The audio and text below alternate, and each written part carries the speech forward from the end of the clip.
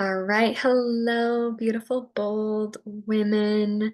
I wanted to talk to you ladies a little bit about carbohydrate sources this evening, um, and just kind of go over what the difference is between like simple and complex carbohydrates and why there's some confusion around, okay, should we eat carbs when we're trying to achieve weight loss? Or even blood sugar level management for that matter, especially related to PCOS. But there are a lot of questions around these topics because there are different categories that different vegetables, different sources like pastas and breads all fit into. And I'm going to explain some of those things to you right now. So let me get something pulled up here quick. Okay, so the first thing that we really want to think about is carbohydrates consist of sugars that include starches, fibers, and refined carbohydrates. So, sugars, we're thinking simple carbohydrates. So, glucose, fructose, which is found in fruits, honey, table sugar, things like that. They're quickly absorbed by your body, by your blood, and it leads to rapid spikes in blood sugar. So, if we're experiencing energy fluctuation or 3 p.m. energy crash, take a look at how much sugar you're consuming. And a lot of times we might think we're drinking something healthy or eating something healthy when in reality it has a lot more added sugar than we need. So, starches.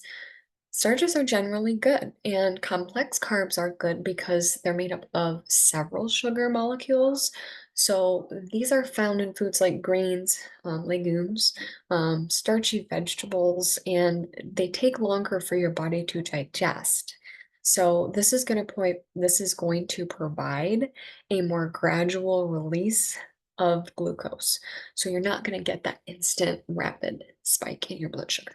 Okay. Um, a type of carbohydrate that the body cannot digest is fiber. This is found in fruits, veggies, whole grains, legumes, and fiber helps to regulate your blood sugar levels and it promotes a feeling of fullness. So if you're consuming fiber, and veggies and fruits and whole grains and things like that that contain fiber, you're also less likely to get those late night cravings, right? Lastly, let's look at refined carbs. So these are processed sugars in flours, and they are often found in baked goods and sugary snacks. So while we talk a lot about the 80-20 rule here in this community, we do really want to limit um, these packaged items and also just being aware of the modified ingredients that they're putting in our food now. And these foods that are pre-made for you and things like that typically are not very high in nutritional value. They tend to be high in sugar. They tend to have seed oils added in, and your body doesn't need them, and they can be harmful to your hormone levels. So, refined carbs is kind of a for me. Again, when we get those cravings, it's kind of hard to resist, but there are always healthier options, like get a homemade baked good. And chances are there's probably going to be a lot better ingredients in there, right? Think, what did grandma cook, right? Um, and then let's talk a little bit about the best carbohydrates when we're thinking about weight loss and blood sugar management. So we talked a little bit about fiber. We talked a little bit about whole grains, and the last thing I wanted to share with you is the concept of the glycemic index.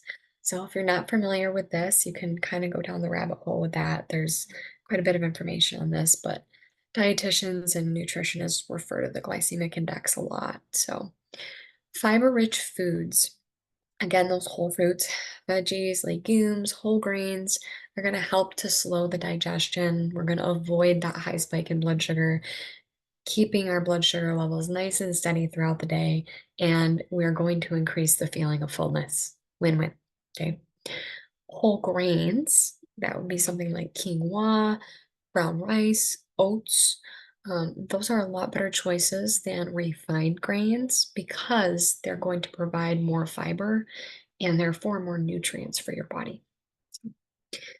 And then lastly, let's think about this concept of the glycemic index.